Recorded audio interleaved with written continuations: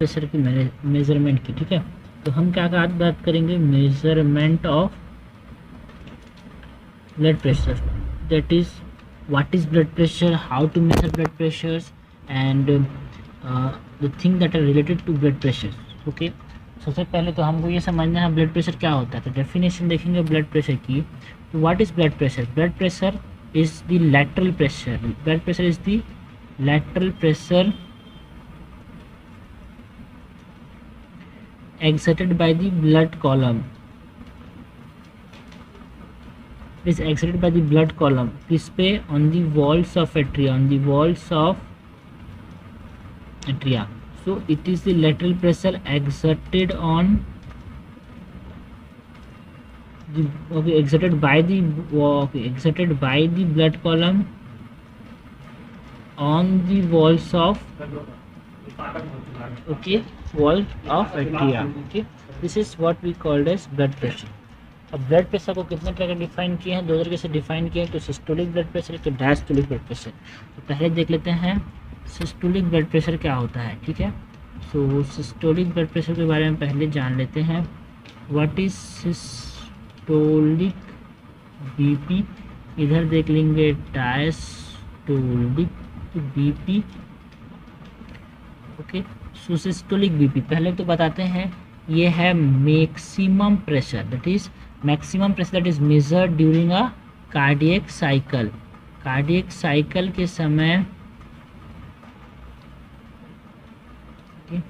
so it is the maximum blood pressure that is measured during what? It is measured during a cardiac cycle.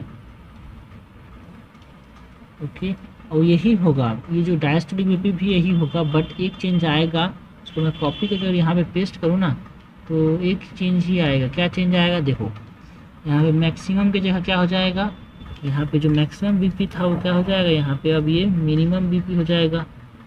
ये क्या हो जाएगा? ये minimum BP हो जाएगा। Okay, so what is diastolic blood pressure? Diastolic blood pressure is the minimum BP that is measured during the cardiac cycle, and diastolic blood pressure is the maximum. तो यहाँ पे ये मिनिमम है और यहाँ पे सिस्टोलिक मैक्सिमम है। ये दो डिफरेंस है डायस्टोलिक और सिस्टोलिक में। ठीक है, ओके, तो ये हो गया सिस्टोलिक ब्लड प्रेशर का बात है ना, इसका डेफिनेशन हो गया। अब इसका सिग्निफिकेंस देखेंगे। तो सिग्निफिकेंस से पहले इसको जरा देख लिए कि हमने देख क्या रहे हैं। यहाँ पे देख रहे हैं हम systolic blood pressure. Okay, systolic blood pressure देख रहे हैं इस साइड, और इस साइड देख रहे हैं डायस्टोलिक ब्लड प्रेशर। इस साइड क्या देख रहे हैं? Diastolic blood pressure. Okay, so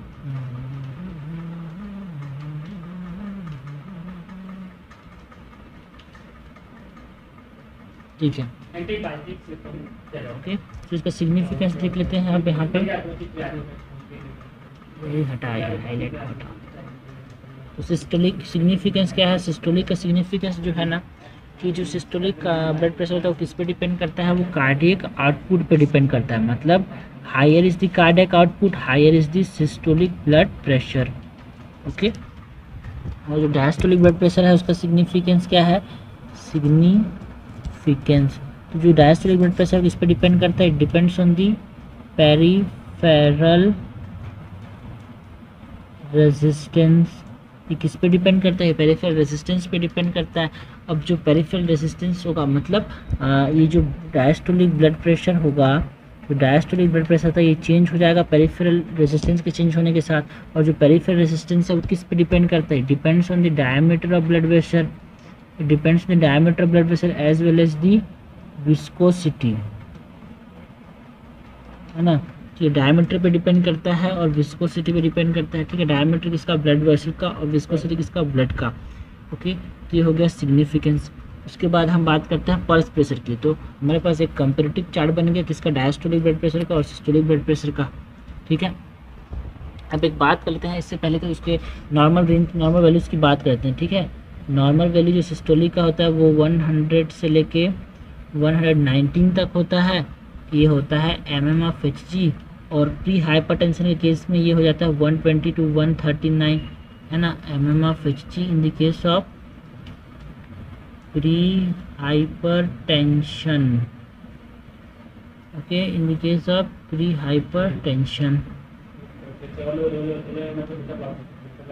okay, और ये जो होगा ना, देखो ये नॉर्मल वैल्यू पूरी की पूरी सेम रहेगी, है ना। ये वाला कॉपी पेस्ट करता हूँ मैं यहाँ पे, देखना जरा बात को, ठीक है। यहाँ पे सब चीज़ सेम रहेगी, बस जो चीज़ डिफरेंस होगी, एक तो देखो यहाँ पे जो नॉर्मल वैल्यू होगी वो होगी यहाँ पे 100 to 1900, डायस्टोलिक में कम हो जाएगी। कितनी कम हो जाएगी भाई, कितनी कम हो जाएगी, यहाँ पे 20-20 कम कर दो, ठीक है। 20-20 कम कर दो, 100 में 20 कम किया, सॉरी 20 नहीं 40-40 कम कर दो, 100 में 40 कम कर दो, कितना हो गया 60, और 119 में 40 कम कर दो, कितना हो गया 79, कितना हो गया 79। तो ये हो जाएगा नॉर्मल वैल्यू। अब इसमें कुछ नहीं करना है, इसमें ज़्यादा कम नहीं करना है, ठीक है। तो प्री हाइपरटेंशन यहाँ पे जो डायस्टोलिक के केस में होगा वो होगा यहाँ पे, अगर हम 40 कम करें तो कितना हो रहा है 80 हो रहा है क्या, 80 हो रहा है क्या। अब इसमें 40 करें तो कितना कम हो रहा है 99 हो रहा है ना, तो 99 ही होगा यहाँ पे। ये तो 80 हो जाएगा नीचे वाला वैल्यू, बट जो ऊपर वाला वैल्यू होगा ना वो 99 नहीं होगा, वो 89 रहेगा, ठीक है।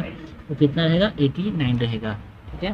तो ये बिल्कुल अपने को याद होना चाहिए कि हाइपरटेंशन जो कि WHO का नया गाइडलाइन है उसके हिसाब से ये होगा। तो हमने बात किसी कर ली सिस्टोलिक ब्लड प्रेशर की, डायस्टोलिक ब्लड प्रेशर की, डेफिनेशन ऑफ ब्लड प्रेशर की, ठीक है। इसकी सिग्निफिकेंस की बात कर ली। अब बात कर लेते हैं पल्स प्रेशर की। What is pulse pressure. तो अगर मैं पल्स प्रेशर को डिफाइन करना चाहूँ तो अगर मैं इसको पल्स प्रेशर को मैं यहाँ पर डिफाइन करूँ तो प्रॉब्लम नहीं होगा, है ना। तो pulse pressure, what is pulse pressure? Pulse pressure is nothing but it is the difference, okay।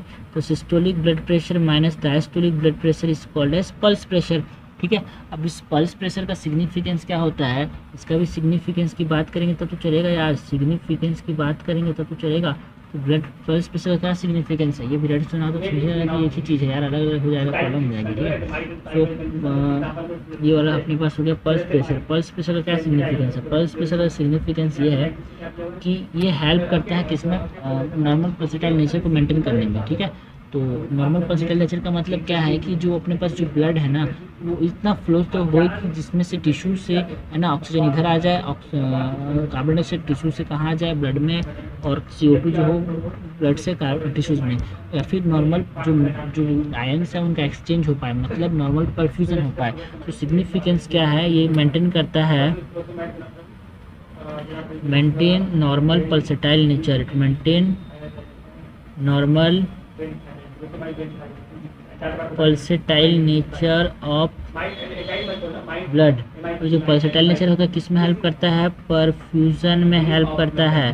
Perfusion means exchange में हेल्प करता है, ठीक है। इसलिए इम्पॉर्टेंट है पल्स प्रेशर का, ये सिग्निफिकेंस है पल्स प्रेशर का। अब इसका नॉर्मल वैल्यू क्या होगा, इसका नॉर्मल वैल्यू क्या होगा भाई, इसका नॉर्मल वैल्यू देख लेते हैं, ठीक है। तो इसका जो नॉर्मल वैल्यू होगा वो नॉर्मल वैल्यू होगा 20 to 50 mm ऑफ Hg, ठीक है। 20 to 50 mm ऑफ Hg क्या होगा, इस पल्स प्रेशर का नॉर्मल वैल्यू होगा, ठीक है। तो ये तो हो गई अपने पास किसकी बात, डेफिनेशन ऑफ बीपी की बात, सिस्टोलिक बीपी की बात, डायस्टोलिक बीपी की बात और पल्स प्रेशर की बात। ये चारों चीज़ें इंपॉर्टेंट है अपने पास। कौन कौन सी चीज़ें इंपॉर्टेंट है ना, अपने पास ये जो बीपी है वो इम्पोर्टेंट है ना, और सिस्टोलिक बीपी ये भी इम्पोर्टेंट है, डायस्टोलिक बीपी ये भी इम्पोर्टेंट है, और पल्स प्रेशर। चार जो हेडिंग्स है, अरे यार ये कैसा है भाई, इसको हटाओ यार, इसको करो। ये BP, systolic BP, diastolic BP और पल्स प्रेशर, ये चार चीज़ें हमने देखी अभी तक।